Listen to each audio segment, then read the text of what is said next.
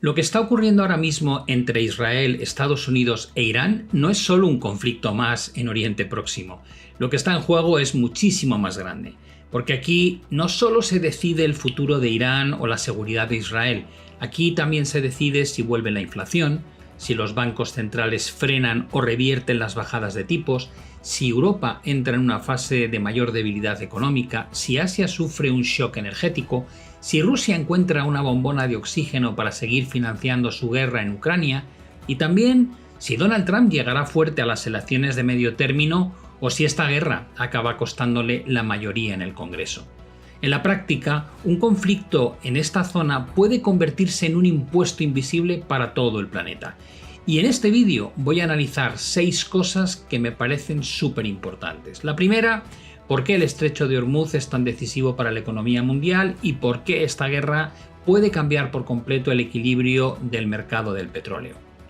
En segundo lugar, ¿qué significa realmente la decisión que acaba de anunciarse de liberar 400 millones de barriles de petróleo de las reservas estratégicas de los países industrializados? ¿Y por qué esa cifra, aunque parezca enorme, no sustituye realmente el flujo de petróleo que pasa cada día por Hormuz? El tercero, ¿qué errores del pasado están corriendo el riesgo de repetirse por parte de Estados Unidos si miramos lo que ocurrió ya en Irak, en Libia y en Afganistán, donde ganar la guerra fue relativamente rápido, pero estabilizar el país después resultó muchísimo más complicado? Cuarto, ¿cuáles son los escenarios posibles de esta guerra? ¿Una retirada estadounidense, una guerra larga de desgaste, una escalada regional o una salida negociada? Quinto, ¿qué países van a sufrir más el shock energético, especialmente dentro de Asia? ¿Y hasta qué punto China, Japón o Corea del Sur están preparados para esta crisis? Sexto, algo de lo que se habla menos pero que puede ser determinante. ¿Cuánto está costando esta guerra a Estados Unidos y hasta qué punto ese coste fiscal puede influir en las decisiones que tome Donald Trump? Porque si algo nos ha enseñado la historia es que las guerras modernas no solo se libran con misiles, también se libran con petróleo, con inflación, con tipos de interés y con presupuestos públicos.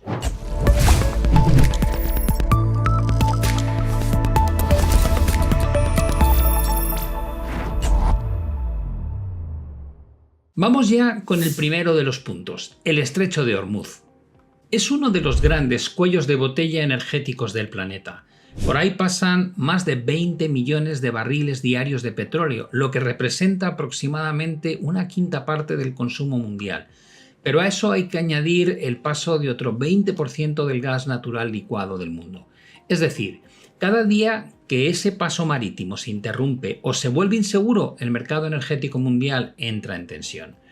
Por eso, esta guerra tiene consecuencias globales, porque no se trata solo de quién dispara más misiles, se trata de quién controla el flujo de energía del planeta. La noticia de la mayor liberación de reservas de la historia muestra la gravedad de este problema. Que un grupo de 32 países hayan acordado liberar 400 millones de barriles de petróleo de sus reservas estratégicas para intentar frenar la subida del precio del petróleo muestra que hay mucha preocupación. La decisión ha sido coordinada por la AIE, la Agencia Internacional de la Energía. Es un organismo internacional que fue creado precisamente tras la crisis del petróleo de los años 70 para coordinar la seguridad energética entre las principales economías del mundo. Actualmente agrupa más de 30 países industrializados y tiene entre sus funciones garantizar y organizar la liberación coordinada de reservas cuando el mercado energético sufre una disrupción grave.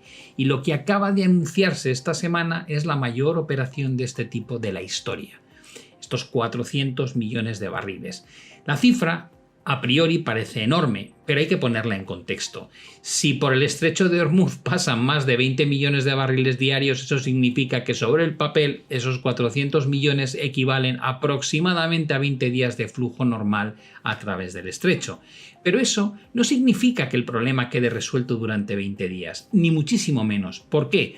Porque hay una serie de razones que normalmente no se os explican. La primera, Esas reservas no se liberan de golpe en un solo día, se van inyectando progresivamente en el mercado durante semanas. Segundo, no todos los tipos de petróleo sirven para todas las refinerías. El mercado energético funciona con diferentes calidades de crudo y diferentes configuraciones industriales. Tercero, porque una cosa es tener petróleo almacenado y otra muy distinta transportarlo, refinarlo y colocarlo en el mercado a la velocidad necesaria. Y cuarto, porque el problema no es solo físico. Cuando se produce una crisis en una ruta marítima estratégica, entran en juego factores financieros y logísticos. Las navieras elevan precios, las aseguradoras suben sus primas, los armadores evitan la zona y el mercado empieza a descontar potencial escasez.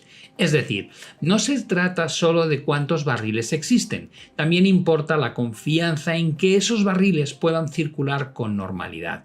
Por eso, las reservas estratégicas sirven para algo muy concreto, para ganar tiempo, sirven para amortiguar un shock inicial, sirven para evitar el pánico, pero no sustituyen indefinidamente a un cuello de botella energético como es el Estrecho de Hormuz. Y ahí es donde empieza el verdadero problema.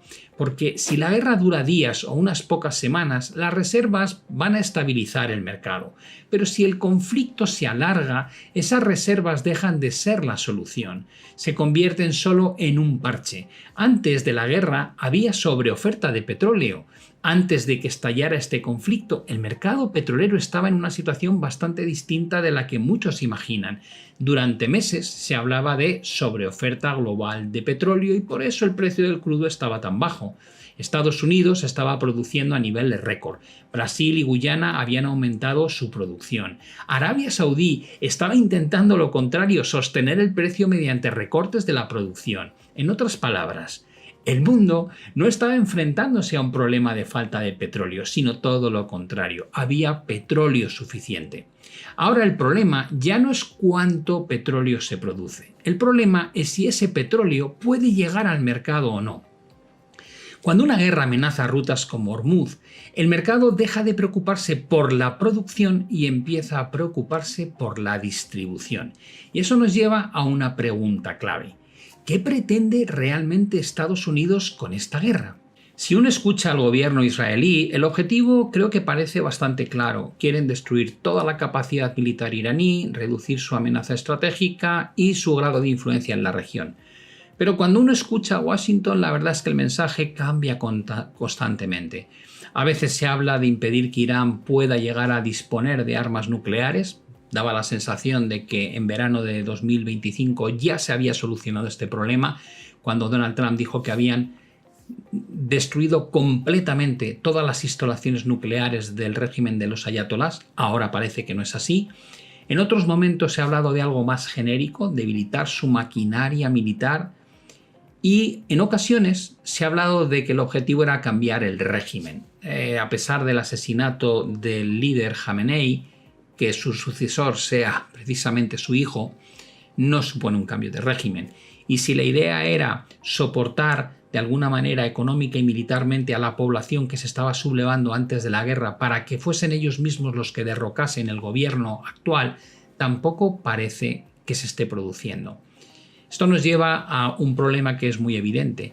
Cuando el objetivo no está claro, resulta muy difícil definir qué significa ganar la guerra. Y aquí la historia reciente creo que nos da muchas lecciones, la de Irak, la de Libia y la de Afganistán.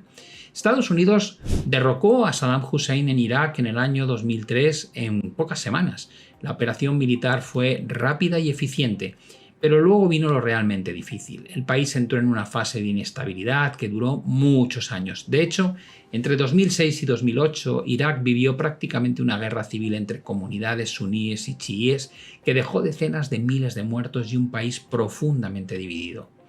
La insurgencia contra las fuerzas estadounidenses se intensificó. El Estado quedó debilitado y el vacío de poder terminó favoreciendo años después el surgimiento de grupos como el Estado Islámico. Es decir, que ganar la guerra fue relativamente rápido, pero estabilizar el país fue muchísimo más difícil. Y en Libia ocurrió algo muy similar. En el año 2011, una coalición internacional intervino para apoyar el levantamiento contra Muammar el-Gaddafi. El régimen cayó en pocos meses, pero el país quedó fragmentado entre milicias, gobiernos rivales y zonas de influencia que durante más de una década han impedido la construcción de un Estado estable. Libia pasó de ser una dictadura autoritaria a convertirse en uno de los ejemplos más claros de colapso institucional en la región. Y luego tenemos el ejemplo más reciente de Afganistán. Estados Unidos entró en 2001 tras los atentados del 11 de septiembre. La guerra se prolongó durante 20 años. Se invirtieron billones de dólares y se intentó construir un nuevo Estado afgano. Pero cuando las tropas estadounidenses se retiraron en 2021, el gobierno afgano colapsó en cuestión de semanas y los talibanes recuperaron el poder casi de inmediato. Por eso, creo que hay una frase que resume muy bien este problema. Estados Unidos ha demostrado muchas veces que sabe ganar guerras, pero no siempre sabe